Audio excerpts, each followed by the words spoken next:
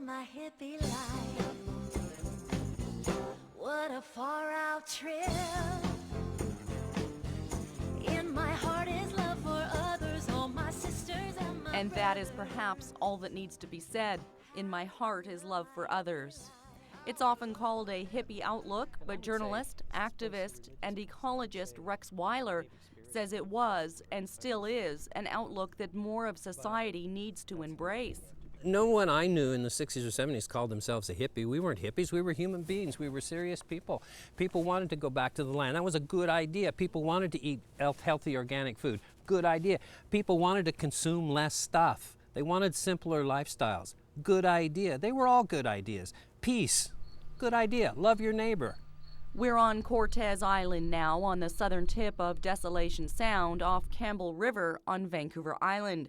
Rex is taking us through the garden that changed his life in 1981. A Hungarian gypsy fortune teller told him that red hollyhocks over a hedge would be very important. The hedge was here, the hollyhocks were here. Later that summer, Rex discovered the hollyhocks just as they had been described, and soon after, Hollyhock was formed, a place dedicated to supporting and nurturing those who are making the world a better place. We also have to ask the question, or at least it would be wise to ask the question, when we set out to change the world and make the world a better place, are we actually doing that? Are we actually making the world a better place? Or are we just making ourselves feel better? Rex Weyler was a director with the original Greenpeace Foundation in 1970, and he co-founded Greenpeace International in 1979. He's authored several books, including The Jesus Sayings, The Quest for His Authentic Message, Blood of the Land, and Greenpeace, The Inside Story, among other critically acclaimed titles. He says Greenpeace chose the whale campaign to introduce ecology to people around the world. The images were powerful, but Rex says they didn't make much difference on the global outlook. He says we're worse off now than we were in the 1970s. He says ecologists call the state of our species overshoot. Our numbers and consumption levels have grown to the point where we have overshot the biological and physical capacity of our habitat, something that happens all the time in nature. There's only two futures once you've overshot the capacity of your habitat. If you keep going, you will eventually crash. If you find some level of homeostasis, it's not perfectly level, but usually an oscillating level of homeostasis, balance with your environment, you can survive.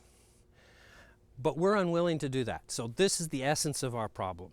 The essence of the human problem is that we're in overshoot, we've overshot the capacity of the planet, and we want to keep going. But in nature, there is no future to keep going. It's not biologically and physically possible. So what can we do about it? It goes well beyond recycling coffee cups or even driving a hybrid vehicle. It might actually mean sacrifice, or at least what appears to be sacrifice at first. And then there's the question, what can we be teaching our children? Happiness isn't about stuff. That the important things in life are friends and family and creativity and compassion and neighborhood and community and those things. And those are the things that should grow and we should develop and put our energy into. And the other thing we should be teaching our children, skills, living skills. How to grow food, how to fix things instead of throwing everything away. If something breaks, do you just throw it away, or do you know how to fix it? Do you know how to maintain and look after and fix the things that you consume? Rex Weyler is now living on Cortes Island and spends a lot of time researching what's going on in Canada's tar sands. He's finding ways to stop what he calls insane behavior by a culture that has everything to lose.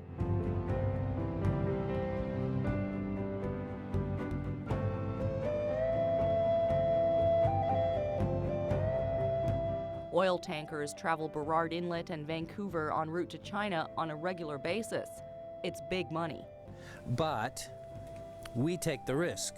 Our coast, our coastal communities, Vancouver, Nanaimo, Victoria, all the islands, all the Gulf Islands, we're the ones taking the risk. When there's an oil spill in the Georgia Strait, and there's almost certainly eventually will be. I mean, everywhere there's an oil port, there's oil spills.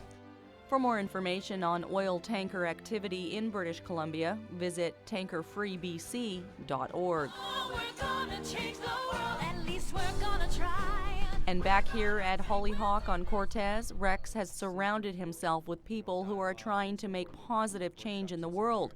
He reminds us that if we have running water and lights and food, we're living better than the majority of people in the rest of the world. We have to stop acting like 2-year-olds and wanting everything right now. And I don't believe that we're going to wake up one morning and be face to face with the apocalypse. I think the apocalypse is happening the society's collapsing around us all the time. If there's 24,000 people starving to death every day, then the collapse is already here for them.